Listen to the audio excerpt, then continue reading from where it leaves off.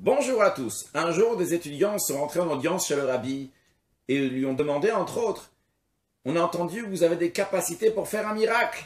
Est-ce que c'est vrai ?» Le rabbi leur a répondu, « Vous aussi, vous avez les capacités de faire un miracle. Et d'ailleurs, je vais tout de suite faire un miracle devant vous. » Alors, pour comprendre la réponse que le rabbi leur a donnée, aujourd'hui, étudions un discours que le rabbi a dit en 1991, paracha de Vayikra. Comme vous le savez, chaque Shabbat, à la synagogue, on ouvre l'arche, on sort un rouleau de Torah dans lequel on lit la paracha, la section donc de la semaine. Après, on lit le Haftara, donc qui est une partie de la Bible qui est liée avec la paracha de la semaine.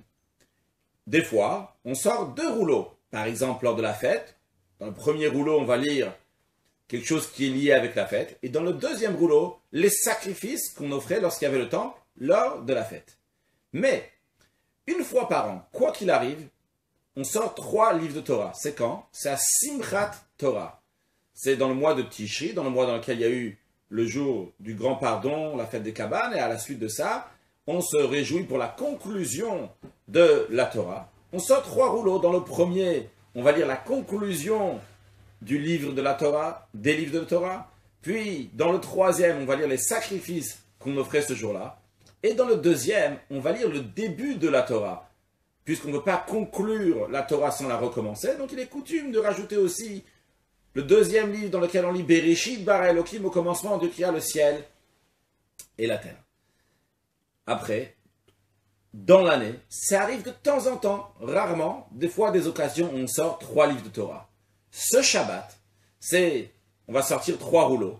Le premier, on va lire le début du troisième livre, Vayikra el Moshe, parce que Dieu a appelé Moshe, le jour de l'inauguration du tabernacle, qui était le premier Nissan 2449. Dans le deuxième livre, on va lire la section qui parle de Rosh Chodesh, donc des sacrifices qu'on amène le jour de Rosh Chodesh. Et dans le troisième, on va lire la section de HaChodesh, qui a été dit à Moshe Rabbeinu, le premier Nissan, Rosh Chodesh Nissan 2448, lorsque Dieu dit le premier commandement au peuple juif de faire un calendrier et de se préparer à faire le sacrifice de Pessah pour sortir d'Égypte. Alors il faut comprendre, qu'est-ce qu'on s'excite? Un rouleau, 2 rouleaux, 3 rouleaux, qu'est-ce que ça change si on sort un rouleau, 2 ou 3 rouleaux? Deuxièmement, quel est le lien, le point commun entre ces 3 lectures? Et troisièmement, lorsqu'on aura compris le point commun entre ces 3 lectures, il faut comprendre qu'est-ce qu'il y a de plus dans chacune des lectures. Si c'est la même chose, il n'y a pas besoin de le lire à chaque fois. L'explication est la suivante. Voyons, lorsqu'on ouvre le Echal, l'arche, dans la synagogue, on dit un verset « Vayi bin soa Aaron vayomer Moshe kuma Hashem v'yafutzu oivecha » Lorsque c'était à l'époque dans le désert, lorsque les Juifs avançaient, il y avait l'arche dans laquelle il y avait les tables de la loi avec le Sefer Torah à l'intérieur. Et avant d'avancer, Moshe Rabbeinu disait, lorsque l'arche va voyager, va avancer, eh bien, Kuma Hashem, lève-toi Hashem. V'yafutzu oivecha, tes ennemis s'éparpillent. Donc ici, c'est pas seulement quelque chose qui se passait à l'époque, c'est quelque chose aussi d'actualité. Lorsqu'aujourd'hui, on ouvre l'arche et on dit ces paroles-là, c'est le Moshe qui est dans nous. En miniature, on a un petit Moshe Rabbeinu qui dit Kuma Hashem, qui dit que toutes les choses positives, divines, vont se lever. Toutes les choses positives viennent en forme maintenant. Et tout ce qui est nos ennemis, eh bien maintenant, vont se changer en bien. Et d'ailleurs, c'est aussi une occasion dans laquelle Dieu donne une bonne parnassa, un bon gagne-pain pour tout le monde, puisqu'on sait qu'avec le Aaron, avec l'arche, il y avait la manne, il y avait un vase de manne, de pain céleste qui était juste à côté. Ce qui représente que lorsqu'on ouvre le Echal, on ouvre l'arche, Dieu il donne aussi une excellente parnassa à tout le monde. Donc ça, c'est quand on ouvre en général. On sort même un rouleau de Torah. Lorsqu'on sort 3 rouleaux, à ce moment-là, il y a quelque chose de particulier, ce qu'on appelle une chazaka. C'est un peu dur de traduire, si on peut appeler ça une confirmation. Chazaka, quelque chose, une force. Donc, c'est une chazaka, c'est une force particulière, parce que c'est doublé par 3. Tous les sujets positifs sont doublés par 3. Tous les sujets négatifs qui se changent en bien sont doublés par 3. La parnassa aussi, doublée par la bracha de Dieu, la bénédiction de Dieu à ce moment-là. Et donc, chaque année, à Simchat Torah, en effet, on a 3 fois. Mais on a encore 3 fois cette année, donc par exemple, Rosh Chodesh Nissan. Quelle est la différence entre les deux? Tout simplement, à Simchat Torah, qu'est-ce qu'on lit dans le deuxième rouleau? Bereshit bara Elokim. Au commencement, Dieu a créé le ciel et la terre. Le ciel et la terre, c'est la nature, c'est le monde naturel, c'est l'ordinaire. Donc on nous donne une chazaka, une force pour servir Dieu de manière ordinaire. Ça, c'est chaque année, au début de l'année, dans le mois de Tishri. Par contre, lorsque ça arrive le mois de Nissan qui est un mois miraculeux, surnaturel, le mois où les Juifs sont sortis d'Égypte, le mois de Nissan qui s'écrit avec 2 Nun, la lettre Nun au début de Nissan et Nun à la fin de Nissan, eh bien ça représente, le Talmud nous dit, Nis et Nissim, des grands miracles. Ça veut dire que là on a une force, une chazaka qui nous est donnée pour servir Dieu de manière extraordinaire, de manière surnaturelle. Et ça s'exprime dans ce qu'on lit à Chodesh. On lit à la mitzvah rishona, la première commandement que Dieu il a donné au peuple juif. Donc c'est déjà un commandement divin. On s'attache ici avec du surnaturel. Donc à Simchat Torah, lorsqu'on sort les 3 rouleaux de Torah, c'est pour donner une force, chazaka, un travail ordinaire. Par contre, lorsqu'on sort les 3 rouleaux, le Rosh Chodesh Nissan, eh bien c'est pour nous donner une force pour servir Dieu et dans les choses positives, et de changer le négatif en positif, de manière qui est tout à fait surnaturelle. Voyons ce point-là, et le point positif, et comment le négatif se change en bien, dans les 3 lectures et dans la Haftara. Commençons par le 3e Sefer Torah. Donc on lit HaChodesh Hazeh Lachem Rosh Chodashim, que ce mois-là va être le début des mois. Un instant, pourquoi ce mois-là, le mois de Nissan, c'est le début de mois? Le début des mois, a priori, c'est à Rosh Hashanah, lorsque le monde a été créé, le jour de l'an. Eh bien non, le Midrash nous dit, à Rosh Hashanah, lorsque Dieu a créé le monde, en effet, il a fait de début de mois, des débuts d'années, des années, mais c'est lié avec la nature. Mais lorsque Dieu a choisi le peuple juif, il a dit, je vais faire un mois de délivrance. Et le mois de délivrance, c'est le mois de Nissan. La délivrance, ça représente le surnaturel. De même, dans la suite de cette lecture, on dit de préparer le sacrifice de Pessah. Pessah, c'est quoi? C'est passer au-dessus. Donc, c'est se dépasser. Un saut. Dieu, il a sauté sur la maison dans laquelle il y avait les premiers-nés juifs. Il ne les a pas tués, contrairement aux premiers-nés égyptiens, qui les a tués. Donc, ça montre sur un saut, sur aller au-delà de soi, sur se dépasser comme un miracle. Rosh Chodesh, le 2e livre que nous lisons, il y a écrit là-bas, la notion de Rosh Chodesh, c'est lié avec la lune. La lune, il y a toujours de la nouveauté, ça change toujours, c'est jamais la même ce soir, demain soir, hier soir. Contrairement au soleil, que le soleil, c'est toujours le même. Le soleil, c'est pour les jours de la semaine. La lune, c'est pour le jour du mois. Alors lorsque ça arrive, Rosh Chodesh, la notion de Rosh Chodesh, c'est quoi? C'est un chidouche. Il y a une nouveauté, il n'y a plus d'ordinaire ici. C'est au-delà de l'ordinaire, c'est un changement, nouveauté, miracle. Et quand Rosh Chodesh tombe Shabbat, à ce moment-là, il y a un lien que l'extraordinaire rentre dans l'ordinaire. L'extraordinaire, donc le Rosh Chodesh, le changement, rentre dans l'ordinaire, les jours de la semaine, donc de Shabbat. Puis le premier livre de Torah, Vayikra, dans lequel on nous dit Vayikra el Moshe, que Dieu il a appelé Moshe Rabbeinu. Et comme l'Admour Hazaken, fondateur de la Chassidut Chabad, explique que la raison pourquoi il a appelé, c'est pour l'élever à un niveau plus haut, pour qu'il puisse rentrer dans le Ohel Moed, dans la tente d'assignation, dans le tabernacle, pour écouter la parole de Dieu. Et dans la vie de chacun, ça existe aussi que Dieu nous fait sortir de nous-mêmes pour arriver à un niveau plus haut dans lequel on va voir la divinité, une ressemblance de ce qu'il y aura dans les temps futurs. Et d'ailleurs, la paracha de Vayikra, cette section a été dit le premier jour du mois de Nissan, et aussi celle d'après, la section de Tzav, et celle de Shmini, dans laquelle on nous raconte comment les enfants de Aaron, le grand prêtre, donc, qui était le frère de Moshe Rabbeinu, comment les enfants de Aaron, Nadav et Avihu, se sont rapprochés de Dieu à un tel niveau qu'ils ont eu ce qu'on appelle le Kalot HaNefesh, que l'âme les a quittés tellement qu'ils étaient amoureux de Dieu, ils sont engloutis, si on peut dire, dans Dieu, ils sont rentrés totalement dans la divinité, ils sont déconnectés de leur corps, et ils sont morts. Et nous aussi, nous sommes tous les enfants de Aaron, puisque Aaron nous dit, aime la paix, cours derrière la paix, aime les créatures, rapprochez de la Torah. Et lorsqu'on suit les enseignements de quelqu'un, c'est comme si que lui nous avait enfantés. Donc je suis sûr, on aime tous toutes les créatures, on aime la paix. Alors on est tous des enfants de Aaron. Alors, de la même manière que les enfants de Aaron sont complètement rentrés dans la divinité, nous aussi, on doit complètement rentrer dans la divinité de manière surnaturelle, miraculeuse, mais pas exactement comme les enfants de Aaron qu'ils ont quitté, ils sont déconnectés du corps, mais tout en restant dans le corps, comme l'idée que Shabbat, que Rosh Chodesh, le surnaturel, rentre dans le Shabbat, rentre dans la nature. Donc on voit le point commun dans ces trois lectures-là, comment il y a le surnaturel. Et ce surnaturel n'est pas juste comme ça qui reste surnaturel, mais c'est quelque chose qui reste éternel. C'est pour ça que dans la paracha de Vaïka, on nous dit, sur tous les sacrifices, il faut ramener du sel sur le sacrifice, le sel qui est le symbole de l'éternité, de quelque chose qui reste toujours. En d'autres mots, la paracha de HaChodesh nous dit, surnaturel, Nissan, le miracle, la délivrance, le Pesach, le sceau.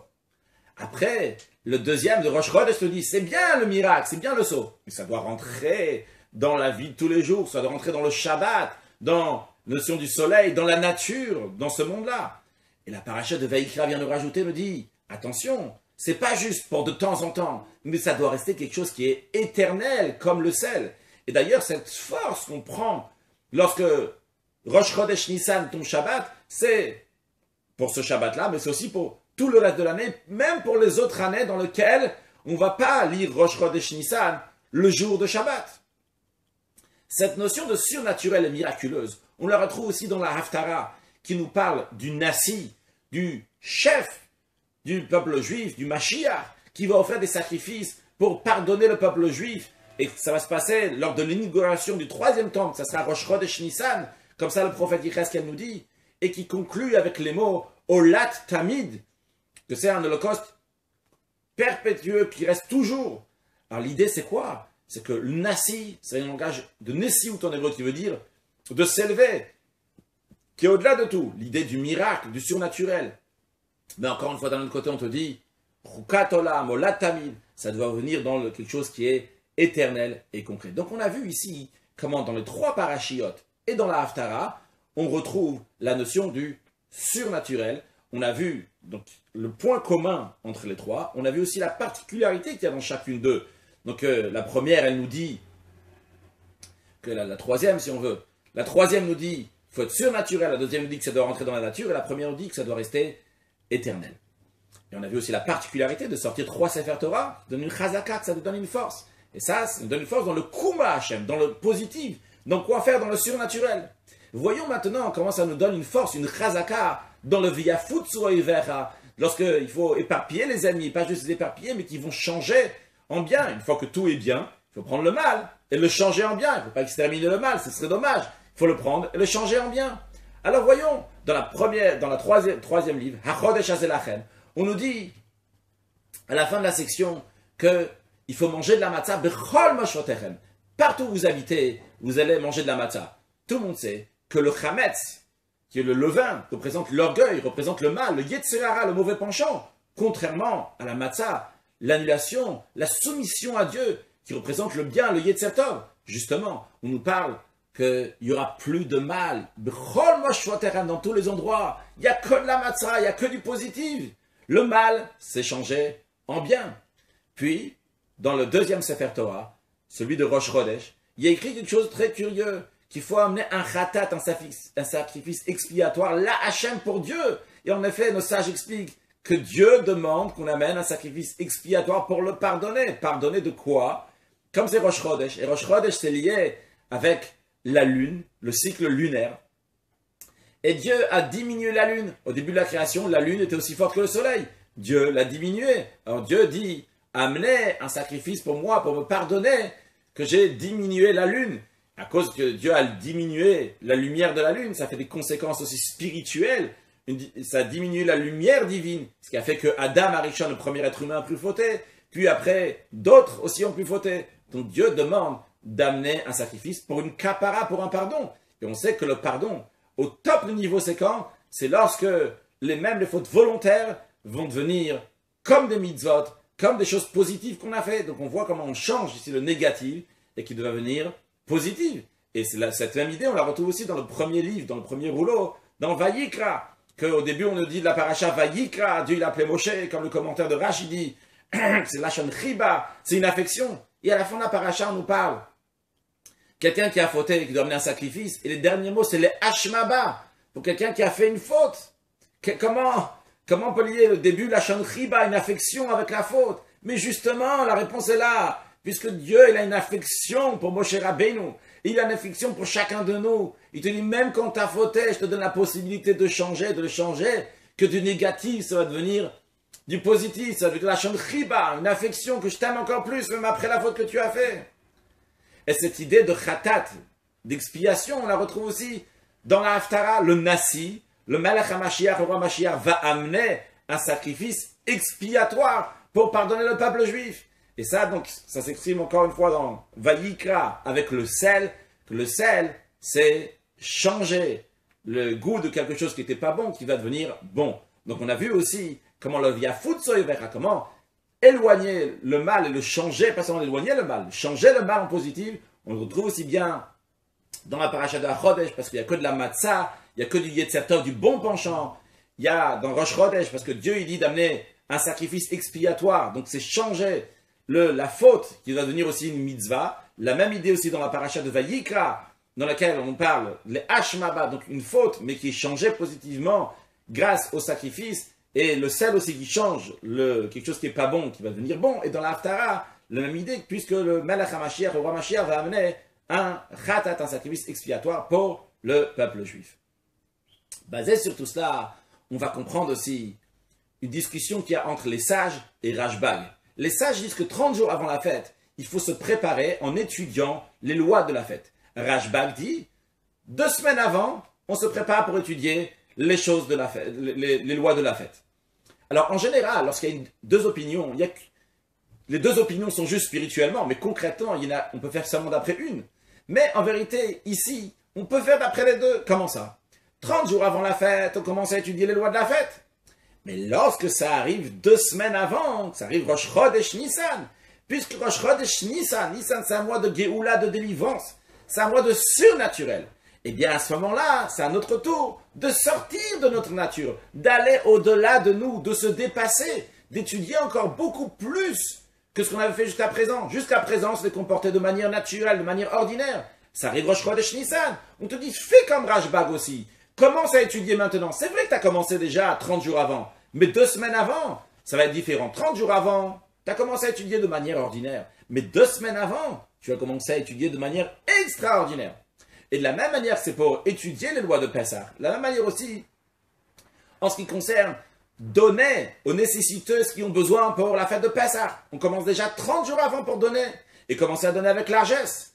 Mais lorsque ça arrive 2 semaines avant, eh bien à ce moment-là, on donne de manière extraordinaire. C'est-à-dire, une fois qu'on a donné, on réfléchit à ce qu'on a donné comme nous on devait donner. Parce que chacun, en fonction de ses capacités de donner, combien il a donné. L'autre, il a pu donner beaucoup, mais peut-être pour toi, c'est rien du tout. Ou peut-être le contraire, l'autre, il a donné beaucoup, mais pour ton niveau à toi, c'est énorme, c'est au-delà de toi, c'est pas dans tes capacités. Est-ce que toi, tu as donné par rapport à ce que toi, tu pouvais donner? Et après que quelqu'un regarde, est-ce qu'il a donné comme il devait donner 10% ou 20% de ce qu'il a gagné, qu'il donne pour les nécessiteux, eh bien, il réfléchit que puisqu'il a déjà donné 10% ou 20%, eh bien, il y a la bénédiction de Dieu qui est arrivée dans les jours qui sont juste après. Alors, dans ces cas-là, il vous doit déjà rajouter encore. Encore plus que ça. Puisqu'il sait, il y a écrit « Aser, bishul shetit asher » donne tes 10% pour que tu vas t'enrichir. Alors, je sais déjà à l'avance, avant même que Dieu me donne de retour, moi je donne à l'avance déjà. Je donne déjà un 10% pour que Dieu va compléter les 90% pour que la bracha de Dieu va arriver. Au-delà, puisque moi je sors totalement de moi-même, Dieu il bénit la personne qui donne de telle manière. Le rabbi souligne dans ce discours, Bashirut Muflaga, avec une richesse exceptionnelle, extraordinaire. Donc ça, c'est un calcul à faire. Déjà avant même qu'on arrive au mois de Nissan. Mais lorsque ça arrive le mois de Nissan, eh bien à ce moment-là, toutes les barrières doivent tomber. Même les barrières religieuses de 10%, de 20%. Cela aussi, ces barrières, ils tombent, parce qu'on va au-delà de ça. À tel point que même la main gauche, qui est une main qui représente la restriction, les limites, elle devient aussi une main droite, elle devient aussi une main qui va donner jusqu'à de manière infinie.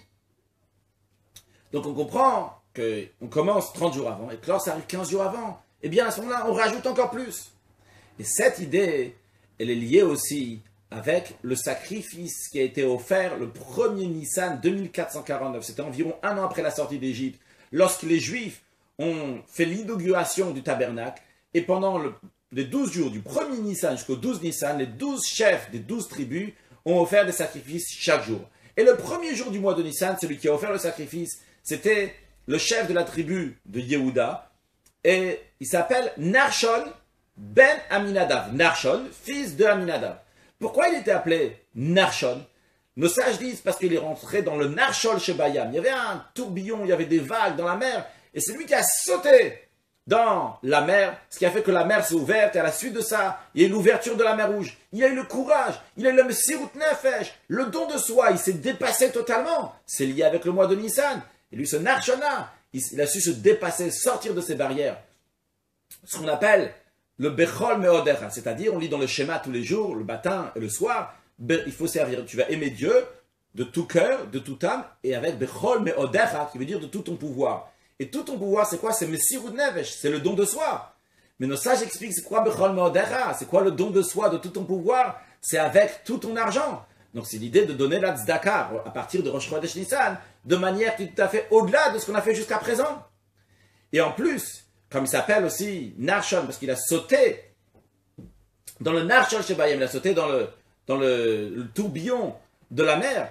Qu'est-ce qu'il a fait? Il a changé, il a fait que la mer, qui représente quelque chose qui couvre, sur le plan spirituel, quelque chose qui couvre la divinité. On ne voit pas de divinité. Qu'est-ce qu'il a fait? Ça s'est dévoilé. Et même l'endroit de la mer, on a vu la divinité qui est en général cachée. Ils l'ont vu lors de l'ouverture de la mer. C'est-à-dire qu'il a changé quelque chose qui était donc négatif. Il a changé en positif. Donc on a dans le Narshon et le côté positif et le côté aussi négatif qui se change en bien.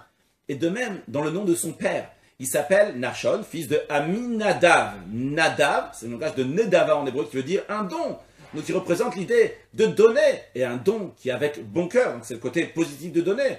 Et le côté négatif qui se change en bien, c'est que le Narshon, lorsqu'il est rentré dans la mer, et c'est une mer qui représente la galoute, qui représente l'exil, qui représente le côté négatif, et qui se change en bien. Comment? Grâce à la tzedaka, grâce à la charité. Parce que la particularité de la charité, nos sages disent, c'est que ça amène la Géoula, ça amène la délivrance. Et puisqu'aujourd'hui on se trouve dans une mer d'exil, il y a tellement d'exil et de mauvaises choses, eh bien ça se change en quelque chose de positif. Grâce à quoi? Grâce à la tzedaka, grâce à la charité. Donc on comprend maintenant, basé sur tout cela, c'est quoi faire un miracle? Le rabbi a répondu à ces jeunes-là, il leur a dit, chacun de nous a une neshama, a une âme divine, qui est une étincelle de Dieu. Et cette étincelle de Dieu est au-delà de la nature. Et puisqu'il y a cette étincelle de Dieu qui est au-delà de la nature, eh bien c'est pour cela qu'on fait un miracle. Et le rabbi leur a dit, je vais faire un miracle lorsque je vais vous demander à vous, chacun de vous, lorsque vous allez rentrer chez vous, que vous allez réfléchir sur quelque chose que dans votre tête c'est impossible de faire. Et quand même vous allez le faire, vous allez décider maintenant, vous allez le faire. Et bien là, quand on sort de la nature, ça c'est appelé un miracle. Ça c'est ce que le rabbi a répondu aux étudiants. On le comprend basé sur ce qu'on a expliqué jusqu'à présent, que comment on sort de soi-même. Et pour conclure, le rabbi donne des bénédictions. Il dit que comme on se trouve un Shabbat. Shabbat, c'est le 7e jour de la semaine. Ça correspond au 7e millénaire, ce qu'on appelle en hébreu Yom Shekulo Shabbat Unuchal Chaya Olamim. C'est un moment propice pour la venue du Mashiach. En plus, on se trouve le Shabbat de Vayikra. Vayikra, Dieu il a appelé Moshe pour rentrer dans le Ohel Moed, dans la tente d'assignation. La tente d'assignation, c'est une préparation pour le 3e temple, que cette présence divine qu'il y avait dans la tente d'assignation va être dans la perfection lors du 3e temple. Et en plus, c'est Rosh Chodesh. Rosh Chodesh, ça reprend le Chidush, la nouveauté qui est liée à la lune. On lit Shematidim Leitradesh Kemota, que le peuple juif va se renouveler comme la lune. Des fois, on ne voit pas la lune, mais le peuple juif aussi, on ne voit pas sa puissance, on ne voit pas sa particularité. Lorsque Mashiach va venir, on voit son Chidush, sa nouveauté. Et en plus, c'est pas juste un Rosh Chodesh, mais c'est Nissan, le mois de la délivrance. Donc, il y a un mois de délivrance aussi pour amener Mashiach. Et l'année que le rabbi a dit ça, c'était l'année en hébreu Tafshin Nun Aleph. Hey Tafshin Nun Aleph. C'est 5771. Pas 5751, pardon. Et en hébreu, ça se lit Tinase. Tinase veut dire ça s'élever, du langage de Tinase Malchuto, que le règne du Mashiach va s'élever.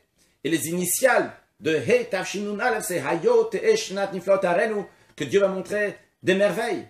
Alors lorsque nous, on va décider de sortir de nous-mêmes, de faire un miracle en étudiant encore plus de Torah, et particulièrement ce qu'il y a avec les lois de Pessah, et lorsqu'on va donner encore plus de charité, particulièrement encore plus de ce qu'on a donné dans les 30 jours qui sont avant Pessah, mais dans les 15 jours à partir du mois de Nissan, qu'on donne encore plus, au-delà de toutes les limites, alors Dieu aussi va faire de ce côté son miracle, le miracle le plus important, amener la venue du Mashiach, et on pourra à ce moment-là, comme il y a écrit dans l'Haftara, que le roi Mashiach va inaugurer le 3e temple, le jour de Rosh Chodesh Nissan, et on pourra manger le 14 Nissan, on pourra faire le sacrifice de Pessah, et manger le soir de Pessah dans la capitale à Yerushalayim, dans le palais du roi, dans le Beth Amikdash, dans le temple. On va être accoudés dans la table de notre Père, à Kadosh Baruch Hu, et comme on conclut dans la Haftara, Vayamide Chodesh Bechodsho, Mide Shabbat Beshabbato, Yavakol Basar, Leshtachavot Lefanayam Hashem, qu'on ira chaque Shabbat, chaque Rosh Chodesh, se prosterner à Dieu. Et lorsqu'on dira, cette année, la Haggadah de Pessah, on dira, Baruch Ata Hashem Gal Israël, béni sois-tu Hashem, qui a délivré le peuple juif. Ça ne sera pas seulement sur la délivrance qui a eu 3000 ans, mais ça sera sur la délivrance qu'on vient d'avoir avec la venue de Mashiach Now. Excellente journée.